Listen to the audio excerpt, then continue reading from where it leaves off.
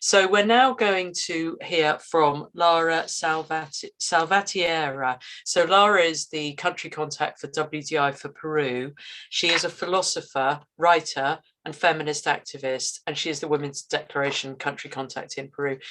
Lara is going to talk about patriarchal justice in Peru. A heads up that survivors of violence, or indeed anybody who is sensitive, this talk involves some very distressing information. So, but thank you so much for Lara for sharing this information about Peru. So over to you, Lara. El Perú es un país de violadores. Y no solo eso, la misoginia está tan enquistada en las instituciones que la justicia en sí misma es patriarcal. Para quienes necesiten un contexto geográfico y geopolítico, el Perú se encuentra en Sudamérica y es una de las economías más fuertes de la región, con un crecimiento anual del 3,6%, puesto que registra niveles bajos y sostenibles del déficit fiscal y de la deuda pública. Según la agencia Latin Focus, Perú mostrará la tercera inflación más baja de América Latina con un 5,8%, que para la realidad post-COVID es un logro enorme en términos de inversión extranjera. Perú cuenta con numerosos recursos energéticos, como por ejemplo, y ya que es el tema del momento, Perú cuenta con una reserva de gas natural de 24 años. Tiene una ubicación privilegiada que le permite recibir, según el MINCETUR, un promedio de 4 millones de turistas al año. Y en términos económicos es el país con mayor potencial para inversiones extranjeras. Pero, para nosotras, las mujeres peruanas, es un estado ausente, donde el machismo campa a sus anchas y donde las políticas con perspectiva feminista no existen. Hoy quiero presentar dos casos icónicos referente a la justicia patriarcal peruana, para que cada una por sí misma saque sus propias conclusiones. A forma de ejercicio quiero que por favor recuerden el número que está en pantalla. Ahora quiero que imagines que estás en los últimos meses de tu embarazo, que vas a la consulta médica y en lugar de una consulta te realizan una cesárea y además te ligan las trompas. Imagina que llegan doctores a tu casa y te informan que hay una campaña de salud en el pueblo y que tienes que ir al centro médico para que te vacunen gratuitamente. Y en lugar de una vacuna te colocan anestesia y despiertas horas después en el piso del centro médico rodeada de decenas de otras mujeres que al igual que tú fueron sometidas a una esterilización. Ahora imagina que esta información pasa de boca en boca, que todas las mujeres en tu pueblo saben lo que sucede, pero que la prensa no dice nada al respecto. Imagínate que las autoridades te amenazan con quitarte a tus hijas e hijos si no te sometes a esa intervención médica. Imagínate que no hablas el idioma de las autoridades, que no tienes a quién quejarte, que a nadie le importa que a tu vecina, en lugar de ligarle las trompas, le ligaron los intestinos y tuvo una muerte horrible. A nadie le importa que a todas las mujeres de tu pueblo pasaron por lo mismo. A nadie le importa porque eres mujer, eres indígena y eres pobre. Eres mujer y viviste en Perú durante la dictadura de Fujimori en los años 90. Todo esto sucedió y no es parte de una trama, de una distopia, tampoco es un error aislado como aún ahora. 26 años después siguen repitiendo impunemente los adeptos al partido criminal responsable de estos hechos. Fue un procedimiento metódico que apuntaba a terminar con la pobreza encarnada en los cuerpos de las mujeres peruanas más vulnerables. Fue una política del Estado dictatorial liderado por Alberto Fujimori que afectó a 370.000 personas, de las cuales 314.605 son mujeres, según indicó la Comisión del Congreso Peruano que investigó en 2002 los casos de esterilizaciones forzadas, las cuales se realizaron en el marco del Programa Nacional de Planificación Familiar entre los años 1996 y 2001. Durante la dictadura fujimorista, la corrupción se instaló en las instituciones. Las activistas feministas y las organizaciones de mujeres fueron silenciadas con la maquinaria de corrupción que se instaló desde 1992 en el autogolpe de Estado que Fujimori perpetró 2 años después de haber ganado las elecciones presidenciales. Es por eso que solo las víctimas conocieron los hechos criminales del gobierno fujimorista mientras sucedían, porque no había prensa libre que difundiera los hechos. Los grupos feministas fueron hostigados hasta el colmo de organizarse desde la clandestinidad. En términos históricos, todo esto ocurrió ayer. Sin embargo, los gobiernos posteriores a Fujimori han olvidado a sus muertos. No han buscado a los desaparecidos y han dejado a las mujeres víctimas de esterilización forzada en el mayor desamparo que se puede imaginar, evidenciando la amnesia patriarcal de la que padecen las autoridades cuando de defender la dignidad de las mujeres se trata. Según la visión fujimorista, las mujeres indígenas del Perú representan y siguen representando un atraso para la clase dominante, que quería acumular mucha más riqueza a costa de la desesperación y la desaparición de poblaciones enteras para apropiarse de sus tierras, de su cultura y de su vida, destruyendo las entrañas mismas del problema, las entrañas de la mujer andina, la mujer pobre, la mujer rural.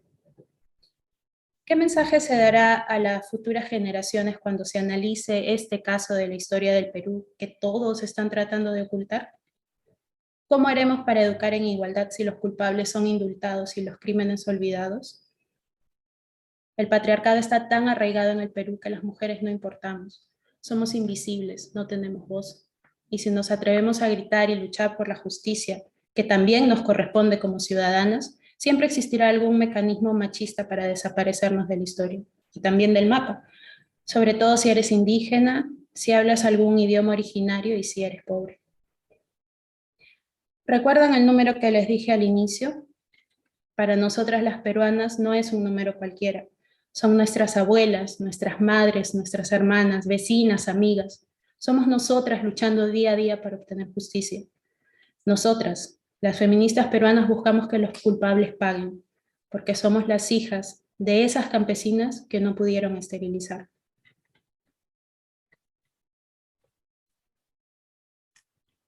Ahora avancemos en el tiempo hasta el 23 de agosto de 2016, año en el que la activista Solciret Rodríguez, de 23 años, desapareció de su casa en el Callao. El conviviente de Solciret, Brian Villanueva, informa a la familia que había discutido y que ella se había ido. Por tanto, él haría la denuncia en la comisaría por abandono de hogar, denunciando, y esa denuncia, mejor dicho, fue aceptada inmediatamente. Entonces Rosario Aybar, la madre de Solciret, obviamente no creyó la historia y fue a la comisaría a poner la denuncia por la desaparición de su hija, porque las mujeres peruanas sabemos lo que significa desaparecer y todo lo que puede significar no actuar a tiempo. Aún así, la policía emitió la alerta de la desaparición una semana después. Inclusive hasta dijeron que tal vez se había fugado con otro, que tal vez se había cansado de cuidar a sus hijas y por eso se había ido, y un montón de otros comentarios machistas que no hicieron más que dilatar la investigación. Ante la opinión pública era un caso de abandono de hogar, pero la familia de Solciret no se detuvo y continuó buscando a su hija a pesar de las trabas que las autoridades ponían y que los medios de comunicación generaban al desinformar a la población.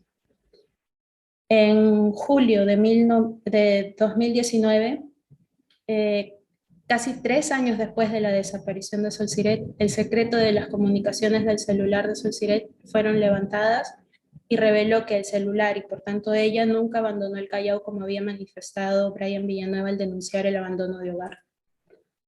Todo apuntaba a que, según la geolocalización, el celular estuvo durante las fechas próximas a la desaparición de Solciret en el mismo inmueble donde ella vivía con su esposo, la familia de este, incluyendo a su hermano gemelo quien vivía con su enamorada. La madre de Solciret manifestó públicamente las sospechas referentes a Kevin Villanueva, el hermano gemelo del esposo de Solciret, quien en numerosas ocasiones la había acosado sexualmente, perseguido y hasta forcejeado.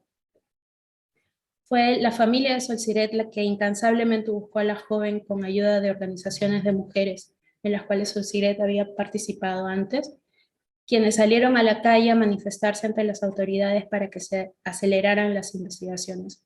Y fue gracias a todos esos esfuerzos, tanto de la familia como de las agrupaciones de mujeres y las acciones que se promovieron en redes sociales buscando a Solciret, que en febrero de 2020 finalmente, el trabajo de investigación de la familia y la presión mediática que se generó para encontrarla hizo que la División de Homicidios realizara su trabajo. Y luego de muchísimos interrogatorios, Kevin Villanueva y la enamorada de él, Andrea Aguirre, tras haber sido detenidos como principales sospechosos del asesinato, confesaron el crimen. Y el 18 de febrero de 2020, Andrea indica dónde se hallaba el cuerpo descuartizado de Sol Siret. Andrea Aguirre confesó que tuvo una discusión con Sol Siret, durante la cual forcejearon, ocasionando que Sol Siret se golpeara la cabeza contra el lavabo del baño. Andrea se puso nerviosa y fue a buscar a Kevin, su entonces pareja, quien le dijo que se encargaría de todo.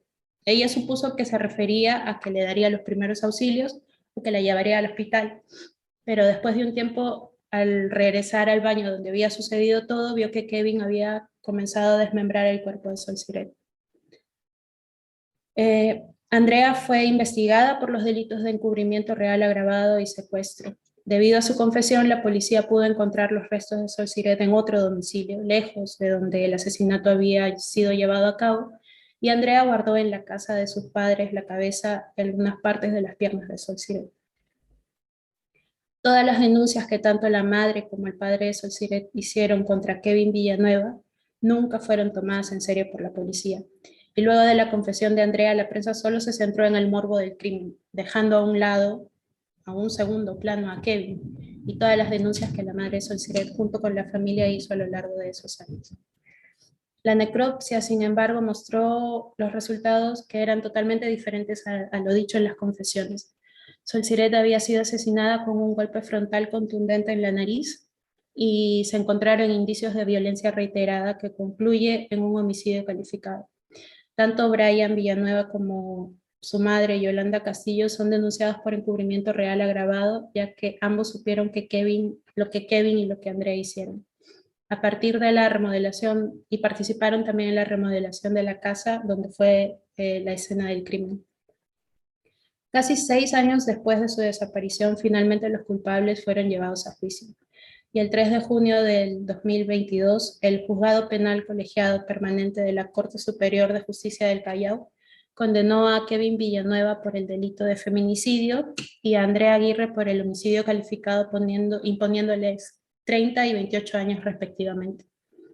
Asimismo, Brian Villanueva, el esposo de Sol Siret, y Yolanda Castillo, la suegra de Sol Siret, fueron sentenciados a 3 años de pena privativa de la libertad por encubrimiento agravado. El pasado 15 de junio, el Ministerio Público apeló la decisión argumentando que Andrea había cometido el delito de feminicidio en contexto de violencia de género.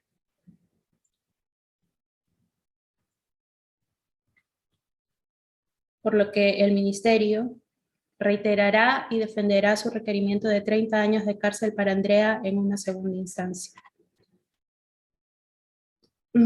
Con todo lo difícil que ha sido para la familia pasar por esto y con todas las fallas que ha tenido el caso de principio a fin, ¿qué significará para las mujeres peruanas que la figura de feminicidio desaparezca?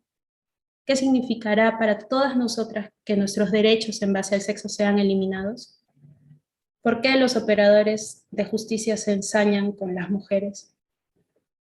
Nunca otro caso de violencia contra una mujer persiguió mediáticamente al agresor de esta manera. En este caso, ya que la cómplice era también mujer, la prensa, la opinión pública y hasta la Defensoría del Pueblo pusieron el foco de atención en la justificación de que sí, las mujeres se matan entre ellas, las mujeres son feminicidas, las mujeres son violentas, las mujeres son las culpables. Ya sea culpabilizando a la madre de Sol Siret por no haber aconsejado a su hija de dejar la casa de Brian para alejarse de su acosador, Kevin, o ya sea para culpabilizar a Sol Siret por haber elegido una relación tóxica, siendo ella estudiante de sociología y habiendo participado en agrupaciones de mujeres, ya sea maximizando la culpa de Andrea y escondiendo la responsabilidad de los otros implicados, sea como sea, la culpa es de las mujeres. Y debido a la apelación del Ministerio Público, es posible que el feminicidio como lo entendemos desaparezca, porque de sentenciar a Andrea como feminicida, la protección que por ley tenemos garantizadas en base a nuestro sexo va a desaparecer. Entonces me pregunto, ¿cabe alguna duda de que el Estado peruano legisla en base a misoginia? ¿Cabe alguna duda que el Perú es un Estado feminicida? No me voy a detener en las estadísticas que indican que solo en enero y febrero de este año se registraron 26 crímenes de odio contra las mujeres. Tampoco que según el Ministerio de la Mujer, el 80,7% de los crímenes fueron cometidos por parejas o exparejas de las víctimas.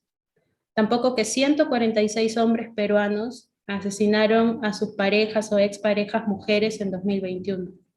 Que desde 2019 se ha registrado un millón de solicitudes de medidas de protección.